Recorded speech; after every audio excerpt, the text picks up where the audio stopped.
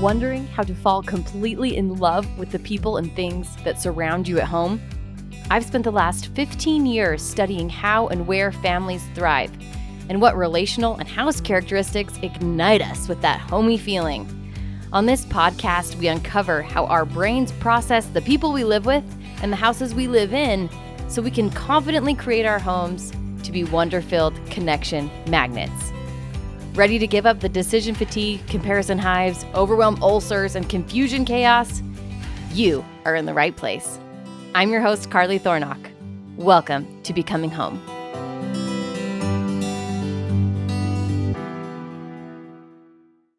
Hello, homies. So glad that you're here today. So glad to be here with you. Today, we're going to be talking about how we, my family, the Thornocks, how we're building our barn with the 4D home design process. So what I'm teaching y'all is what I actually do with my own house. I recommend this process to every single person on the planet.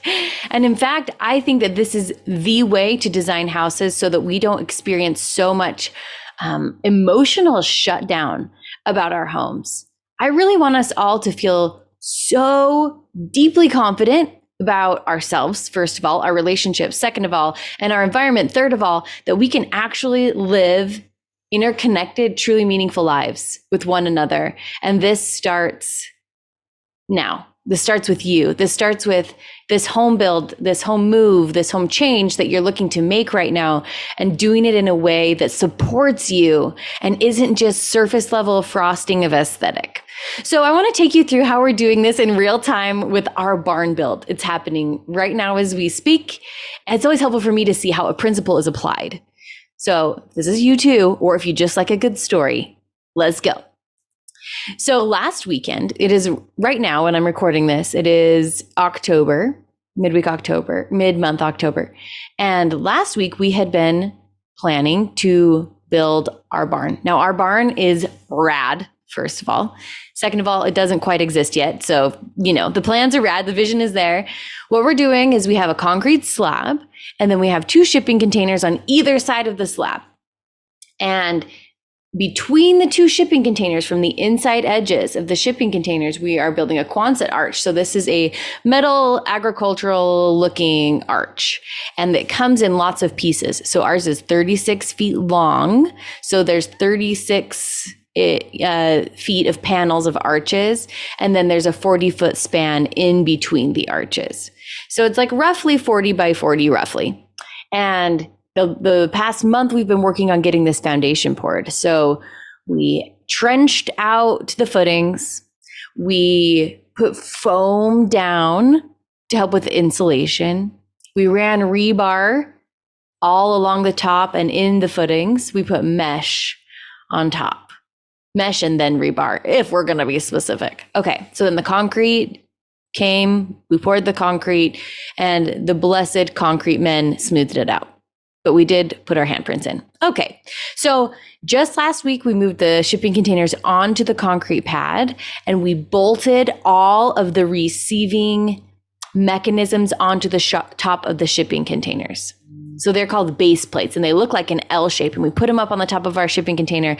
And then that's where the Quonset arches are going to bolt into so that they don't take off in the wind like a kite, which may or may not happen. I feel like this is definitely going to be a stable build, but there's a part of me that wonders with the high winds, what's going to happen. Okay, so we've been planning to do the arch raising last weekend. We'd been planning this for months.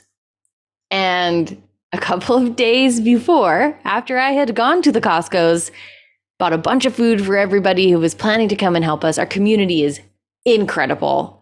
People were planning to come help us on Friday and Saturday. Friends and family were driving in from town. Now, mind you, I live an hour on a dirt road, and the dirt road starts like past the middle of nowhere. So I live out there, and people were planning on driving in just to help us. And this storm rolled in. We were able to work on Friday, but Saturday, it was like 60-mile-an-hour gusts, and it looked like a whiteout because of all the dust in the air. It was insanity. Now, I want to back up to Thursday night. As I was coming back from a conference that I went to, which was incredible, and and I had my kids in the truck with me, and I was towing a scissor lift, one of those like man lift genie situations that my only experience with thus far has been watching my band instructor take this WYSIWYG up and like yell at us from a megaphone as we like did our marching band out yonder in the field.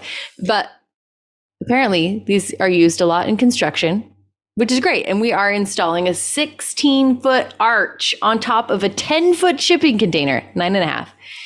So we need to be up in the air. We need to have some stability. We're also using a crane and a telehandler. There's just some equipment that I'm getting used to. I was towing the scissor lift. I was renting it from Home Depot. Gotta love the Home Depot. And we're going. And right before I lost cell phone signal, I got a flat tire. It is approximately, what time was it? 9 p.m. 9 p.m. Dark. The kids needed to be asleep. We were still an hour away from home, in the middle of nowhere with a flat tire, etc. So I'm thinking, okay, I could call someone in town, but I'm 2 hours away from town. I could call Chase, my husband, which I did, out at the ranch, but he's an hour away from us. So what am I going to do? I tried to change the tire myself, didn't quite have the Allen wrenches I needed to like get off the frame on our tire. What are those called? Hubcaps? Yes. And so Chase came and rescued us. In the meantime, while I am gazing at the beautiful stars, in getting my kids to sleep, tucking everybody in the car, and they're nervous, and I wasn't nervous. I feel really safe out where we live, but there's an element of uncertainty, right? So as we were waiting for my husband to come help me change this tire and bring the necessary tools, I got thinking, and at first the thoughts that knocked on the door were like, oh my heavens, is this actually my life? To get to this point, we had a bathroom vacation at Home Depot, which lasted an hour. It was so long. With all the children, somebody had to go number 2. Just took a very long time. And then we were told that our scissor lift rental was not able to be fulfilled because the person who had rented it before us didn't return the scissor lift. So we had to go to a different Home Depot after the whole bathroom vacation and get the scissor lift, which we did. And it was great. But then we had a nosebleed for the Centuries, and my children are just little. So it was like fire hoses, one fire hose, one child, all over his clothes, over the seat, all over the floor of the car, screaming, I'm going to die, like all the things. The workers of Home Depot are running out with Kleenex. Like it is, we're having a show. It's great. Totally fine. So we don't get out until 9. We're stuck on the road. And I'm like, what is even happening? At this point, what should have taken us 20 minutes has taken us 2 hours to get out of the door. And what should just be a short 2.5 hour standard trip ended up taking us 4 additional hours. And as I'm waiting there for my husband to come pick me up, I'm thinking like, why? Is this not a good idea? Do I need to be rethinking? What am I not considering? Is it too much? Are we in a bad place? Is this a sign? What is happening? And those thoughts knocked. It was easy to be like, life is so hard. Things are beating me up. But I have learned that the things that feel like presents wrapped in barbed wire, like, here you go, this is going to be a fun present, except you have to get through all this barbed wire, are often the most beautiful presents ever. We are going to talk more about this in another episode. So understanding that that's usually how the gifts from God work in my life, I could make the decision of, this is going to be exciting. I can't wait to see where this goes, because how fascinating. How fascinating. Why would we be delayed? Essentially, let's see, I was supposed to arrive at the ranch at 7 p.m. We got in at 2 a.m. So like 7 hours late, right? Like, why? And the next day was a beautiful day. The next day we got a lot done. The next day, because we were so tired, my husband bolted the base plates incorrectly. And we noticed right before we were going to start to lift arches. So we didn't. We had to strip off all the bolts. We had to redo the whole base plate. And again, this thought came to me of like, this is going to be awful. Why is this happening? This is such a setback. Why? Until we realized this huge storm ended up coming through our property, our ranch on Saturday morning. It was insanity. It was insanity for probably 2 hours. And then it was fine. But during the insane part of this storm, wind was crazy, rain was kind of there. It wasn't super crazy, but made things cold and wet and drippy.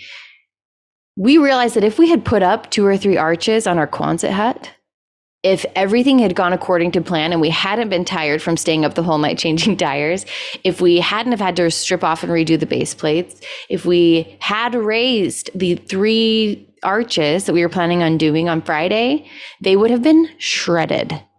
There wasn't the necessary strength to keep the steel from bending and twisting. There just wasn't enough mass put together so that it could be a self-sufficient, sturdy situation. We would have been out $20,000. So instead, we were out a couple hours of sleep and $100 in bolts, maybe. And how good is our God, and how wonderful is the universe, and how beautifully orchestrated are our lives, where these presents, when they come wrapped in barbed wire, how beautiful they can be. So today we're slated to lift arches. We have all the base plates complete. We still have the scissor lift. We have friends coming again, and we wake up to rain. I feel like historically, on my most important, most beautiful, most meaningful, most deeply connected days, there has been rain. And it's just a little drizzle. And the forecast looks good for when people are going to show up, and we're moving forward with faith. We'll see if we end up lifting. We're not going to take unnecessary risks. We're going to be smart about this. And there's always going to be another sunny day. But how fascinating and how beautiful that all of these things are still working for us. We're going to get our barn. It's going to be rad. We've had some new ideas in the time that we've had to just sit and think as we've watched wind and rain. We're going to extend a deck. We're going to make a second floor entrance. It's going to be really cool. I'm so excited to tell you all about it. So the 4D home design process is about elevating our home design from purely aesthetic. Well, first would be purely survival, like base level needs, from aesthetic, from just beauty to this like fourth dimension of relational connection first. And there are 12 questions that help us go through this 4D design process so that we have all of the bases covered. Because when you're designing in 4D, it's not like you don't use the first dimension, second dimension, or third dimension. It's not like we get rid of any basic needs like plumbing or power or warmth. It's not like we get rid of all functional needs. Like it's just about the relationships and we don't actually need a door that works. We don't get rid of all the aesthetic needs. I want this to be very beautiful and I'm committed to that. I care a lot about that. But trumping them and including all of them is the idea that relationships are first. So these 12 questions we're going to go through over the next few episodes. Today we're going to take the first 3 and we're going to just talk through how this applies to an actual home project. And I would love for you to do this with me. So think about a project that you are anticipating with your house. I suggest doing this room by room. You could even do this vignette by vignette. And a vignette is a word you're unfamiliar with at this point. You will become familiar, so don't worry. But it just means like a moment, a visual, spatial moment. So like the fireplace mantle is a moment, and like the love seat is a moment, or the counter bar is a moment, or the dining room is a moment, or the seat by your door in the entryway is a moment. And any of these like invitational moments we call vignettes. So as we go through this, pick a room or pick a vignette that you'd like to ask these questions for and approach your design from a 4D standpoint. And then as we go through these questions, you answer them for yourself.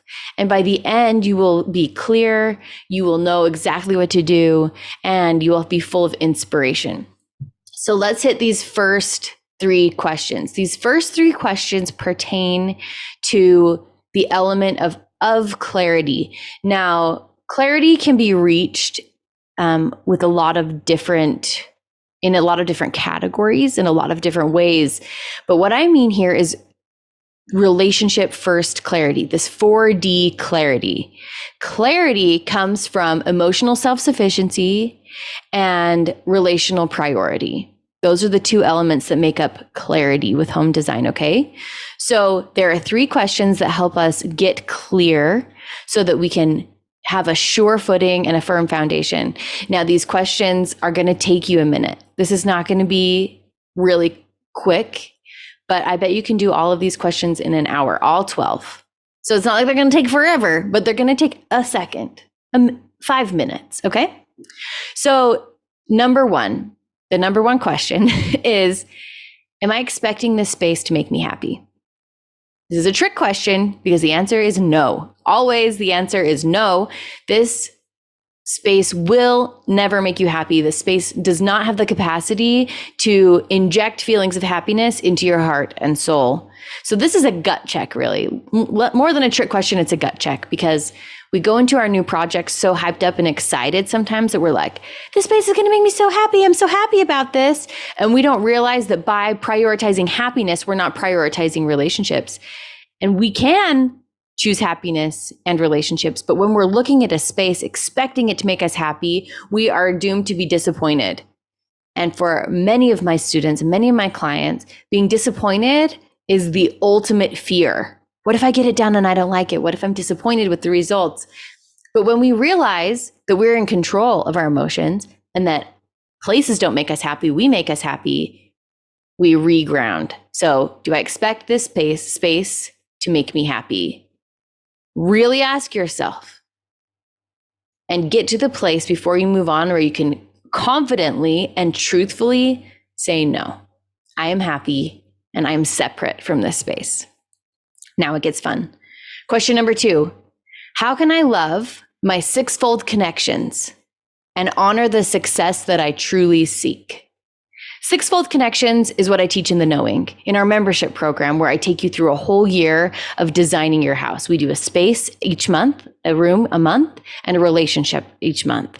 So we just go through, and every year we make a swing through the whole entire house, just about.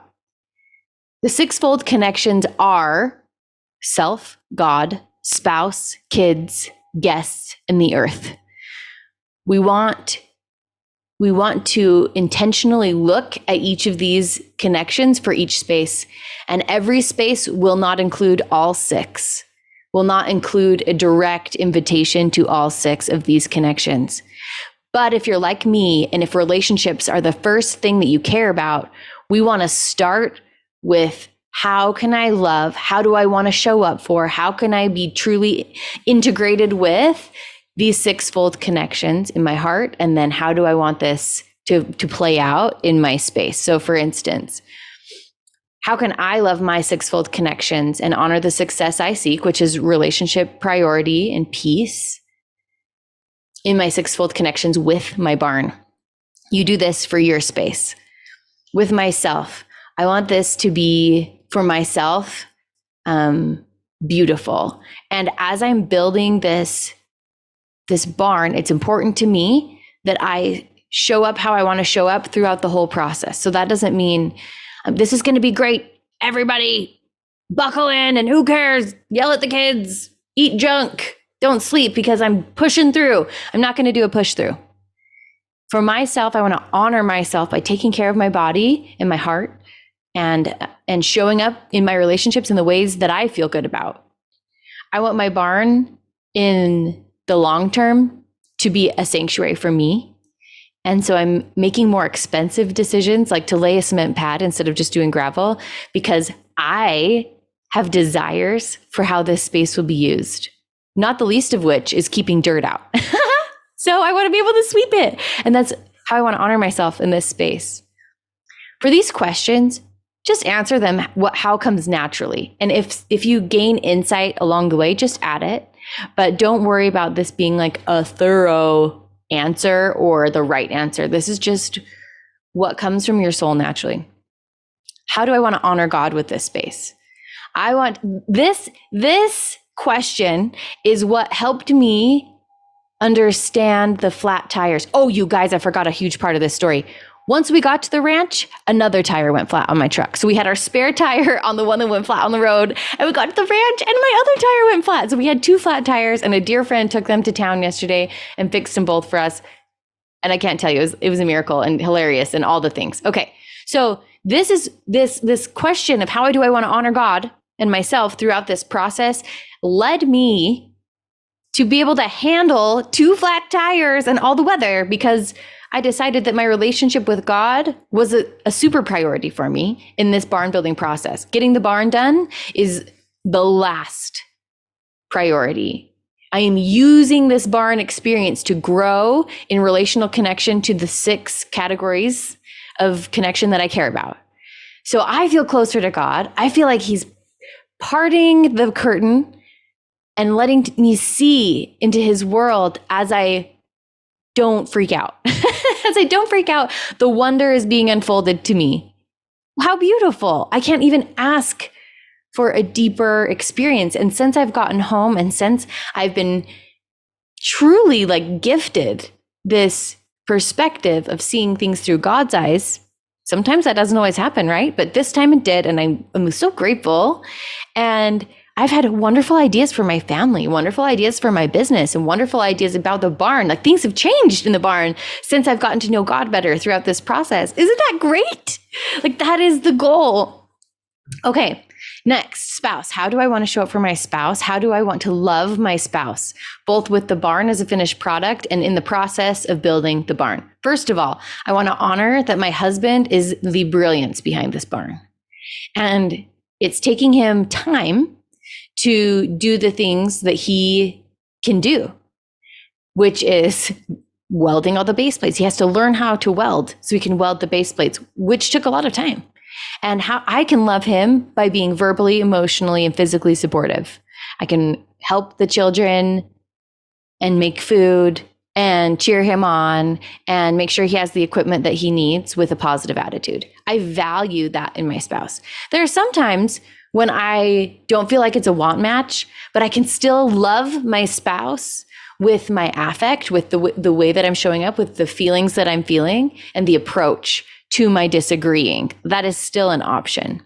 So I want to love Chase, my spouse, as he builds this barn for us and give him the benefit of the doubt that he is doing the very best that he can.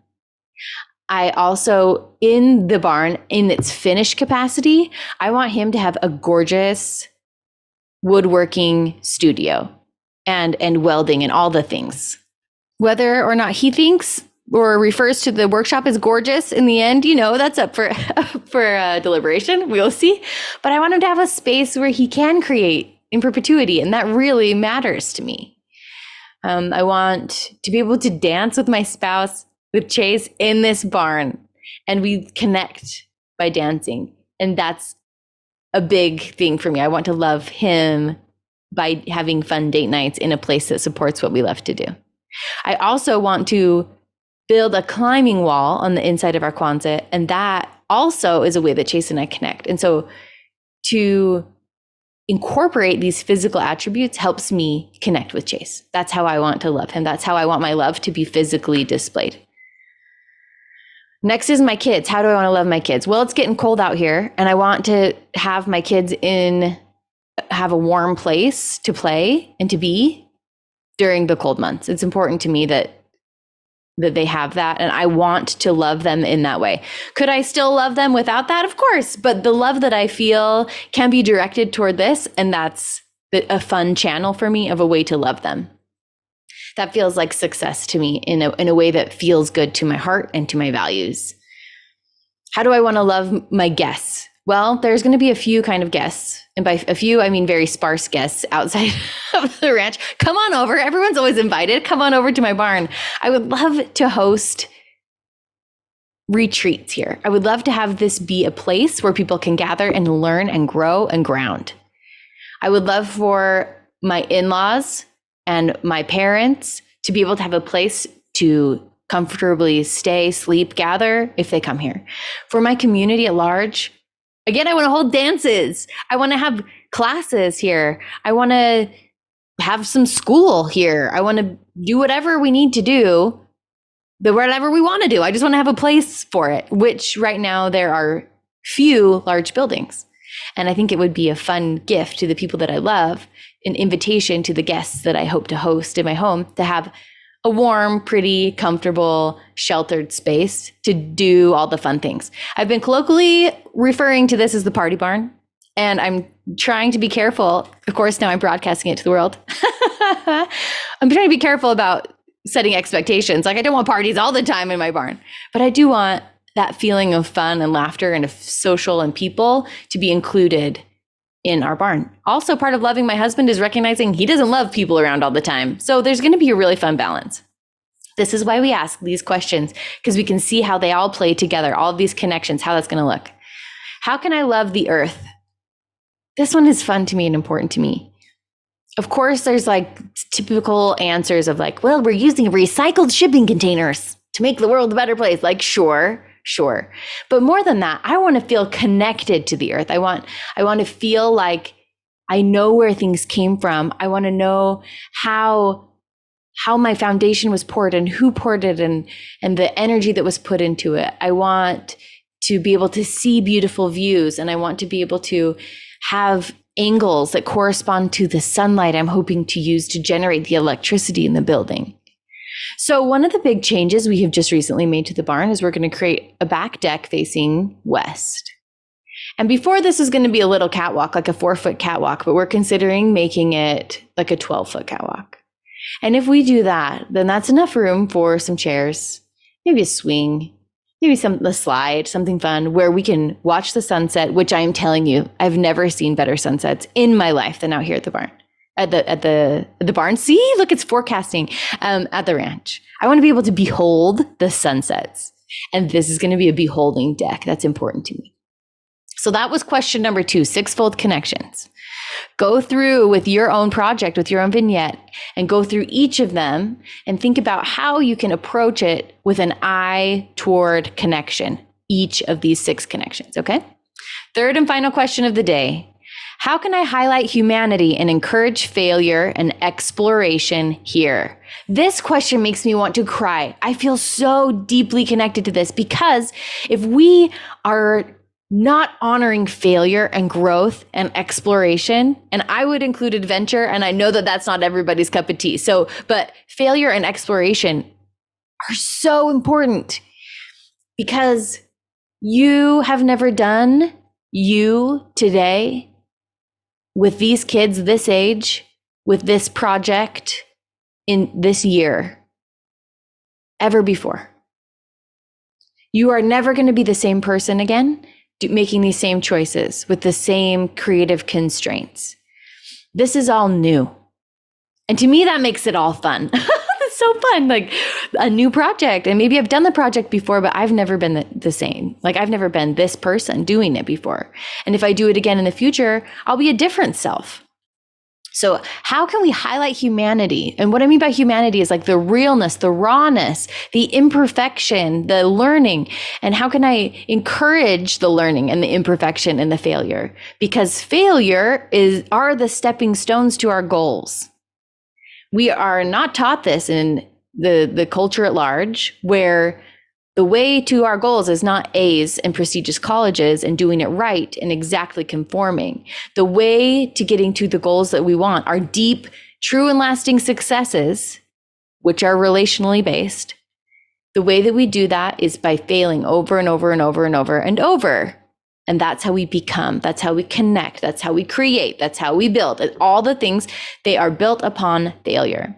So with my barn, how am I going to highlight humanity and encourage failure? Well, first of all, we're building it with our own hands.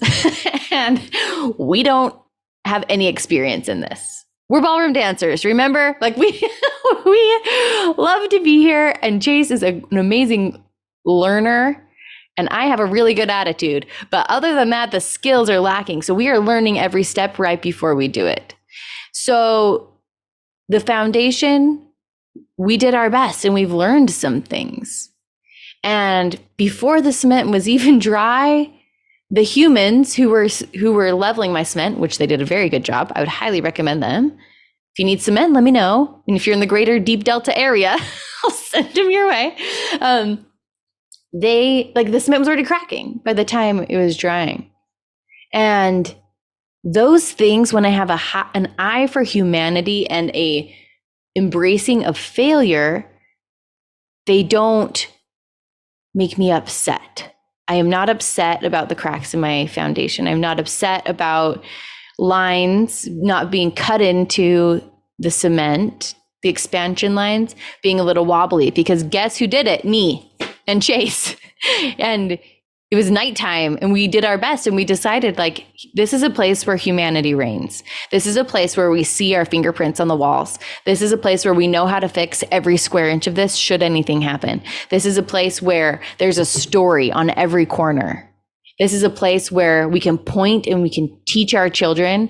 It took us 12 times to get this bolt welded on correctly. We had to rip it off, full off a few times too. So can you. These are the teaching moments. I want people to come into my house and I want them to look up and be inclined to judge my galvanized steel structure.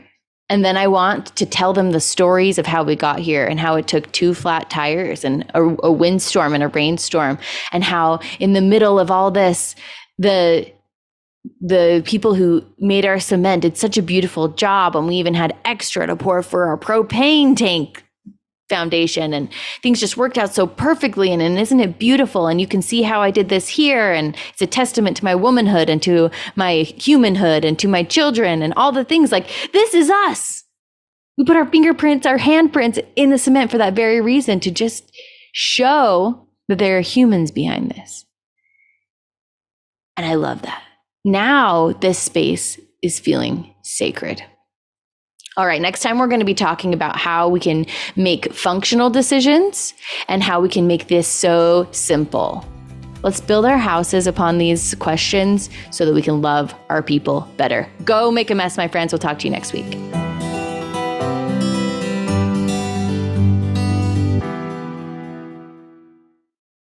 Hey, thanks for listening today. If you love what you're hearing, share this episode with a friend who you want to chat with about it. Also, leave a review for the show so we can reach more soulful mamas looking to love the magical humanity that surrounds them at home. If you really are digging this scene, come check out The Knowing, the inner circle for confident home creating. Find all the info about it, as well as a full transcript of this episode, over at carlythornock.com.